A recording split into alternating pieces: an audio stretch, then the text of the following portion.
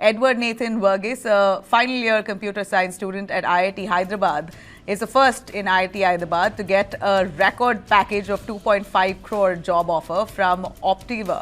Engineering करने से कोई कामयाब नहीं होता है. IITians who graduated in 2024, unemployment rate is 40%. What are you saying?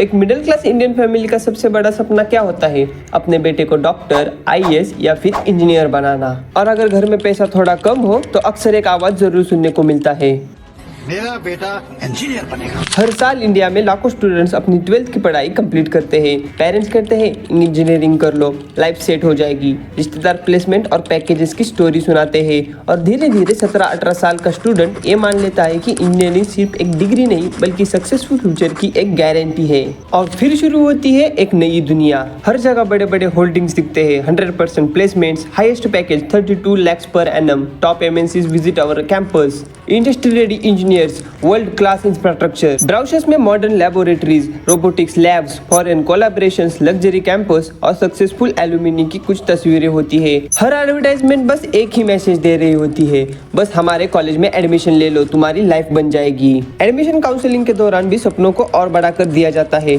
Counsellor parents से कहता है सबसे पहले तो टेंशन लेना बंद कीजिए, आपके बेटे का फ्यूचर अभी बिल्कुल सेफ है. और फीस की चिंता बिल्कुल मत कीजिए, एजुकेशन लोन की फैसिलिटी अवेलेबल है. आज इन्वेस्ट कीजिए, कल आपका बेटा लाखों कमाएगा. प्लेसमेंट की टेंशन तो छोड़ ही दीजिए, हमारे कैंपस में हर साल बड़ी बड़ी कंपनियां विजिट करती है. हमारा highest package 30 lakhs per annum तक का है. आप बस एडमिशन कंफर्म कर दीजिए. सर बिलीव मी, आज जो आप डिसीजन लोगे ना वही आपके बेटे का फ्यूचर डिसाइड करेगा.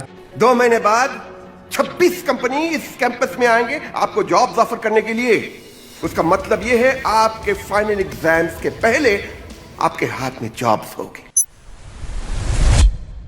इंजीनियरिंग शुरू होते ही स्टूडेंट्स को लगता है रियल इंजीनियरिंग सीखेंगे, लेकिन धीरे धीरे उन्हें एक अलग ही दुनिया देखने को मिलती है. Attendance, assignment, journal writing, practical file, submission, PPT presentations और सेमेस्टर एग्जाम्स. कभी 200 पेजेस की जर्नल फाइल तो कभी सिर्फ इंटरनल मार्क्स के लिए रिकॉर्ड कंप्लीट करना. धीरे धीरे इंजीनियरिंग लर्निंग से ज्यादा पेपर वर्क बन के रह जाती है. एक स्टूडेंट को ये पता ही नहीं चलता कि हमें जो पढ़ाया जा रहा है वो यूज कहाँ करे. इसका मतलब ये नहीं कि सिलेबस में पढ़ाया जाने वाले सब्जेक्ट्स बेकार है. प्रॉब्लम तब शुरू होती है जब इन सब्जेक्ट को सिर्फ एग्जाम पास करने के लिए रटवाया जाता है. और सबसे बड़ी आयरनी ये है, जिस जर्नल को कंप्लीट करने में स्टूडेंट्स रात रात भर जागते हैं वो आखिरकार भंगार में मिलते हैं. और जब 4 साल बाद स्टूडेंट्स पीछे मुड़कर देखता है तो उसे बस submission, scholarship forms, PPT presentations, college के वो सेमेस्टर एग्जाम याद आते हैं. इंजीनियरिंग की सबसे बड़ी प्रॉब्लम सिलेबस और इंडस्ट्री के बीच का गैप है. एक तरफ बुक्स में थ्योरी चल रही होती है और दूसरी तरफ factories, AI, automation, digital manufacturing और स्मार्ट सिस्टम्स की तरफ आगे बढ़ रही है. जब स्टूडेंट कॉलेज से बाहर निकलता है तब उसे पहली बार ये समझ आता है कि डिग्री तो मिल गई है लेकिन लर्निंग तो अभी शुरू ही नहीं हुई. 4 साल तक तो हम बस मार्क्स के लिए पढ़ रहे थे और कंपनी स्किल्स ढूंढ रही थी.